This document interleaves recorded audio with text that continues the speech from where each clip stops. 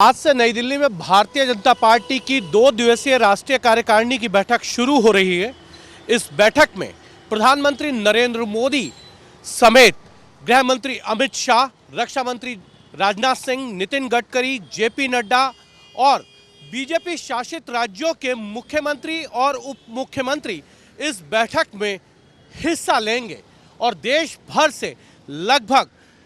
250 प्रतिनिधि इस बैठक के अंदर आने वाले हैं। इस बैठक से पहले भारतीय जनता पार्टी के राष्ट्रीय पदाधिकारी की बैठक होनी है। अब से कुछ देर में वो बैठक शुरू हो जाएगी और आज जब भारतीय जनता पार्टी की राष्ट्रीय कार्यकारिणी की बैठक शुरू होगी तो 3 बजे प्रधानमंत्री नरेंद्र मोदी का एक रोड शो होगा। जी हाँ, ये रोड शो इसलिए है क्योंकि गुजरात के चुनाव में जिस तरीके की प्रचंड जीत भारतीय जनता पार्टी को मिली है, उसको लेकर भारतीय जनता पार्टी प्रधानमंत्री नरेंद्र मोदी को धन्यवाद देना चाहती है और इसीलिए पूरी पार्लियामेंट स्ट्रीट पर दोनों तरफ बैरिकेडिंग कर दी गई है और हर जिले के कार्यकर्ता यहां आकर प्रधानमंत्री नरेंद्र मोदी को धन्यवाद देंगे कि जो जीत गुजरात में मिली है उस तरीके की जीत 1988 में उससे पहले मिली थी। भरत सिंह सोलंकी के नेतृत्व में कांग्रेस को 149 सीटें मिली थी, लेकिन भारतीय जनता पार्टी ने 156 सीटें जीतकर एक नया रिकॉर्ड गुजरात में कायम किया है। इस राष्ट्रीय कार्यकारिणी की बैठक में जेपी नड्डा जो भारतीय जनता पार्टी के अध्यक्ष हैं, उनको जो है एक्सटेंशन दिया जा सकता है, यानी कि उनके कार्यकाल को जो है वो बढ़ाया जा सकता है लोकसभा चुनाव तक के लिए, क्योंकि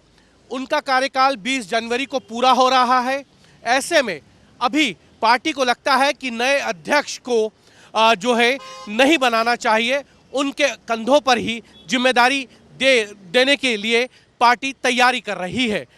इस कार्यकारिणी की बैठक में जो आने वाले विधानसभा चुनाव हैं उसकी तैयारियों को लेकर भी जो है वो चर्चा होगी, चाहे त्रिपुरा के चुनाव हो, नागालैंड के हो, मेघालय के हो, कर्नाटक के हो, तेलंगाना के हो, छत्तीसगढ़, मध्य प्रदेश और राजस्थान के विधानसभा चुनावों के साथ साथ जो है लोकसभा चुनावों की तैयारी को लेकर भी यहाँ पर चर्चा होगी और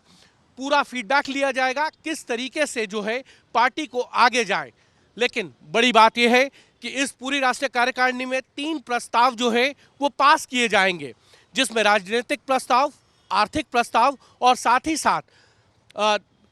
भारत के अंदर G20 का जो सम्मेलन होने जा रहे हैं उसको लेकर भी एक प्रस्ताव पास किया जाएगा।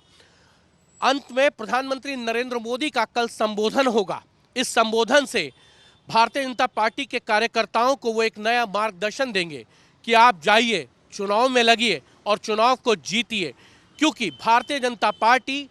को लगता है कि 2024 के चुनाव को अगर जीतना है तो जिन राज्यों में आने वाले दिनों में चुनाव हैं वहां पर भारतीय जनता पार्टी का अगर परचम फैलता है तो उससे भारतीय जनता पार्टी को लोकसभा चुनाव में बहुत मदद मिलेगी। भारतीय जनता पार्टी ने इस पूरी राष्ट्रीय कार्यकारिणी के अंदर जो है एक नया जो है स्लोगन दिया है, गरीब कल्याण संकल्प हमारा। जी हाँ, इस संकल्प के साथ जो है वो भारतीय जनता पार्टी आगे बढ़ने वाली है। भारतीय जनता पार्टी को लगता है कि जो गरीब कल्याण योजनाएं हैं उसके सहारे भारतीय जनता पार्टी आगे जा सकती है। इन लोकसभा चुनाव के अंदर जो है भारतीय जनता पार्टी को उम्मीद है जो 2019 के अंदर भारतीय जनता पार्टी ने 303 सीटें जीती थी, उससे ज़्यादा सीटें जीत सकती है। 160 ऐसी सीटें भारतीय जनता पार्टी ने चिन्हित की हैं जहां पर भारतीय जनता पार्टी को लगता है कि वो चुनाव जीत सकती हैं। जहां वो नंबर 2 और नंबर 3 पर रह गई थी पिछले चुनाव में,